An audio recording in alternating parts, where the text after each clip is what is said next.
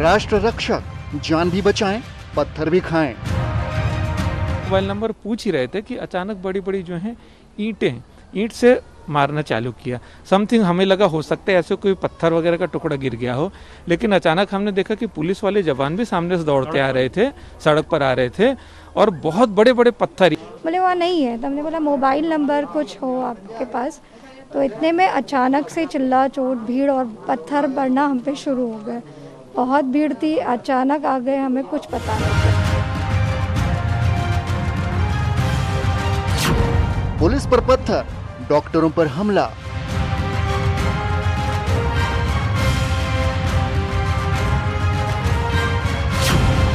Lockdown में देवदूतों पर पत्थरबाजी। और ऐसे लोगों पर जो भी हमला करने का काम कर रहा है, असहयोग करने का काम कर रहा है, लॉकडाउन तोड़ने का काम कर रहा है, ऐसे लोगों पर बहुत गंभीरता से, कठोरता से कार्रवाई होनी चाहिए। जिस तरीके से ये हमले हुए हैं, चाहे वो इंदौर का हमला हो और चाहे वो मुजफ्फरनगर का हमला हो और चाहे किसी ने हमला किया हो, ये कठोरतम शब्दों में निंदनीय है। इन सारे उपद्रवी तत्वों के खिलाफ कठोरतम कानूनी कार्रवाई होनी चाहिए, यहाँ तक कि देशद्रोह के अपराध में भी कार्रवाई हो। जो पुलिसकर्मी, स्वास्थ्यकर्मी अपना कार्य करने आ रहे हैं, उनकी बातों को ध्यान दें। उन पर हमला करना या हमला करने के लिए किसी को उकसाना यकीनन आज के समय में अपराध भी है और पाप भी है।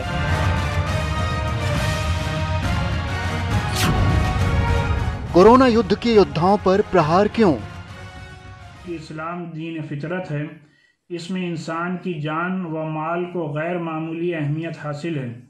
इस्लाम की हिदायत है कि खुद भी हलाकत से बचो और दूसरों को भी बचाओ। अगर किसी डॉक्टर या मेडिकल स्टाफ के साथ कहीं कोई बदतमीजी हो रही, कोई भी हो करने वाला आदमी गलत कर रहा है, दुर्व्यवहार कर रहा है, हमें तो सबको, पूरे नेशन को अपने डॉक्टरों के और जो हेल्थ वर्कर्स हैं उनके पीछे खड़ा होना चाहिए पूरी ताकत से, क्योंकि ये अपनी जान जोखिम में डाल के, खतरे में डाल करके हमारे लिए बेचारे खड़े हैं, चाहे दिन में खड़े हो चाहे रात में खड़े हो। तो ये तो किसी कीमत पर इसको बर्दाश्त नहीं करना चाहिए।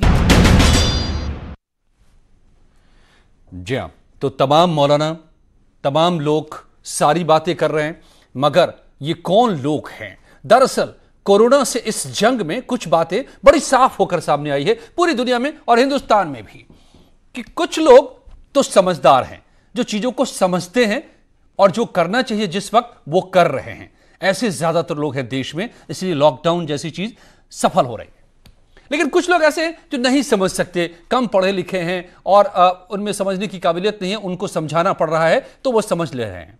लेकिन तीसरी कैटेगरी के कुछ लोग सामने आए हैं जो जानबूझकर जानवरपन के हद पर उतर रहे हैं, चाहे वो छिप जा रहे हैं बीमार होते हुए भी, चाहे जानबूझकर इस कोरोना को साजिशी बता दे रहे हैं, या फिर ऐसे लोग जो उन देवदूतों पर हमला बोल दे रहे हैं, जो उन्हें बचाने आ रहे हैं, चाहे वो डॉक्टर हो या पुलिस हो।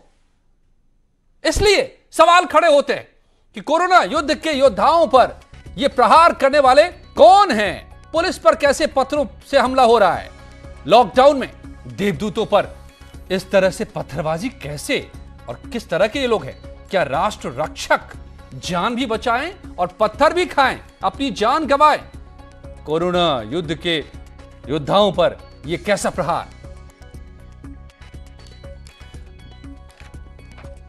मेरे साथ जुड़ रहे हैं